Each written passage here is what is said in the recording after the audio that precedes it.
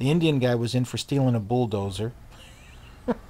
And the German guy, Schulman, he was a nice kid. He got busted for stealing cars. And I was, like I said, 13 or 14, and they were like 15 or 16. They're a little older than me. When you're first in juvenile hall, they put you on lockdown for 24 hours. You have to stay in your room. You're not allowed to go out. So I said, well, what do you guys do now? He says, well, we're trying to escape. I said, you're trying, how can you escape from here? You know, you look around, everything is concrete. But wherever there's a corner with cinder block, there's a piece of angle iron that they use to finish the corner with. And it's kind of thin. It's like a thin sheet of sheet metal, and it's very long. And they had managed to pull part of this off without it being seen. And they each had a piece about, I don't know, 5-6 inches long, because they would bend it and bend it and bend it and bend it, and eventually it would fatigue and break. And it was really sharp. Well, behind the toilet, there was a section where they had been scraping the mortar between the cinder blocks. But when they would do it would be at night.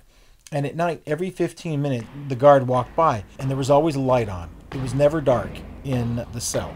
And so they would be scraping this loose mortar out that had gotten wet. It was over by the toilet, and it made it real easy to scrape it away with this angle iron. And then every 15 minutes, we would take toilet paper, and we would wet it in the toilet, and then we would fill it in where the mortar was. And you couldn't tell. It was the same color. So when they'd look inside, all we had to do is make sure the shavings were like scooted behind the toilet. So we were all scraping. It was just, I couldn't believe we were doing this. This is like the Great Escape, you know, this is like fun. And they asked me, what are you going to do? I said, I'm running away to the Rockies. I'm going to live like a mountain man. And the Indian guy says, oh, I love that. Tell you what, I'll go with you. We'll go live up there. That sounds like fun. And the German guy says, nah, but if we get out, I'll rip off a car, and because we don't have to take a bus that way, right? We'll just take the car. The third night, they were able to kick enough of these cinder blocks loose that had been ruined by water that they were able to get a space out. And the Indian guy was the skinniest one.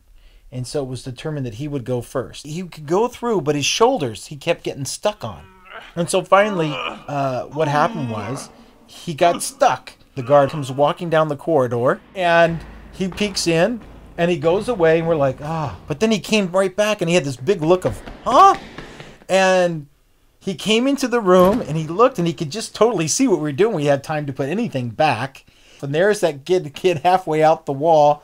He started kicking the kid and cussing at him, blew the whistle, and everybody came running, and then I left. My parents had been negotiating or whatever. I guess, I don't know if they let me stay in there a little longer to teach me a lesson, while I was having a great time doing the Great Escape.